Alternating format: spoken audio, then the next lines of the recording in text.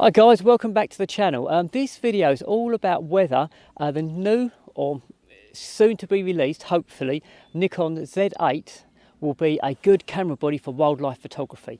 Now, anyone that's followed my channel for a while, you'll know that I've been in a bit of a dilemma. Do I switch to a micro four thirds, to an APS-C sensor, or do I stick with a full frame sensor but change camera manufacturers? And it's been a bit of a saga really.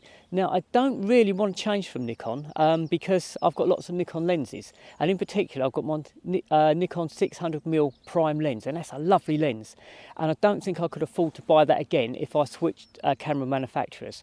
Secondly, I've pretty much decided against going micro four thirds at the moment, or an APS-C, because I shoot landscapes as well as wildlife, and that full frame sensor is just lovely. It's got so much image detail, there's so much fine detail being recorded.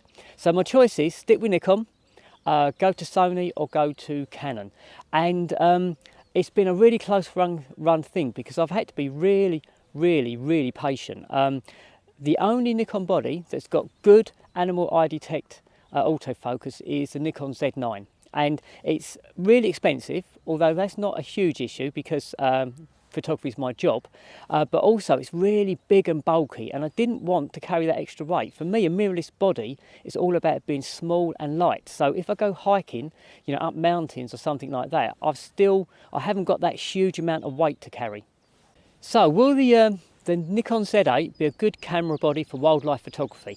Now, the specs that we're going to talk about today, they're only rumours, although they come from really good, credible sources, and it looks like there's going to be the official release quite possibly in May. So the Nikon Z8 mirrorless camera body is coming out soon. I think we can probably safely say that, and by all accounts it's going to have a 45 million pixel stack sensor, so it's a really good resolution sensor which will enable lots of cropping for wildlife photography.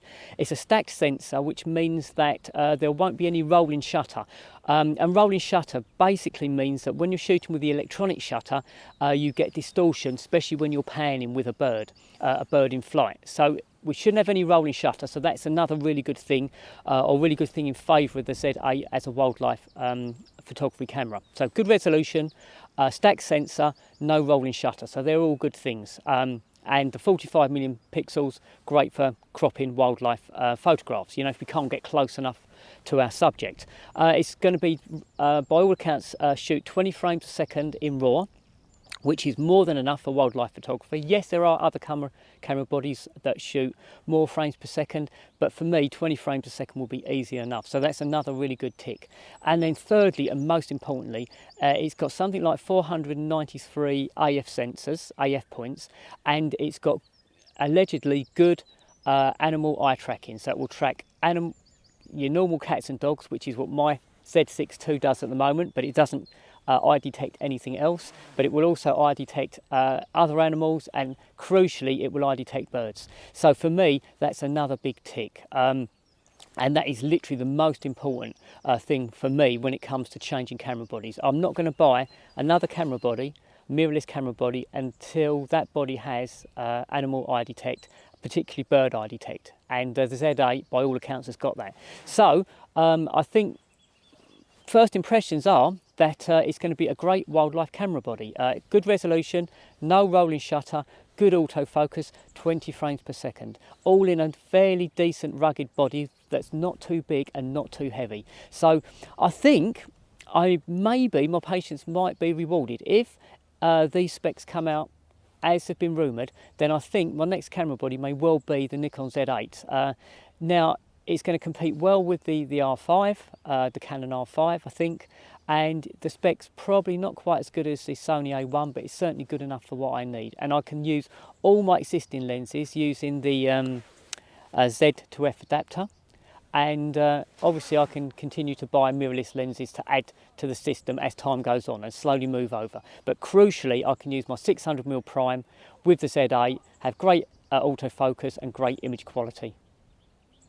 Last but not least is video performance, and as a wildlife photographer and filmmaker, that's really important to me. And it looks like the Z8 will be able to shoot 8K at 60 frames per second, and 60 frames is slow motion, not super slow motion, but it is a bit slow motion. But the crucial thing that will give me as well is the ability to crop. So if I'm filming something that's quite a distance away, that 8K resolution will give me the ability to crop the video a lot more than I can currently at the moment. It's going to shoot 120 frames per second in 4K, and that's a step up from my Z6 II. I can shoot 120 frames a second in HD at the moment, so that will be brilliant. And that 120 slow motion is fantastic for wildlife filming. It really, really is great. So, and I think the autofocus should be perform better than the Z6 II. In fact, it absolutely will do. So all in all, for video performance, I'm really pleased with that. Now, the only thing that maybe is a slight fly in the ointment is the spec for the EVF, if it turns out to be true.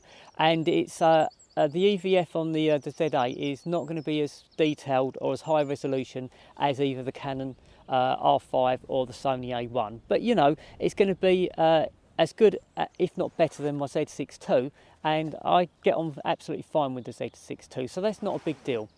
So all in all, does the Z8 look like a great, looks like it's going to be a great camera for wildlife photography? And yes, I think this is it. This might be the camera that I've been waiting for. If the specs turn out to be exactly what the rumours are saying at the moment, then I think the Z8 may well be my next wildlife camera. So I hope you enjoyed this video. I know it's a bit techie and it's all speculation anyway, but if you have enjoyed it, if you can give it a like, a thumbs up, that would be great. That always helps my channel.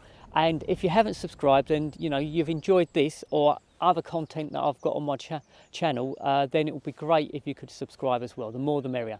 So thanks very much for watching, guys, and I'll speak to you on my next video. So bye for now.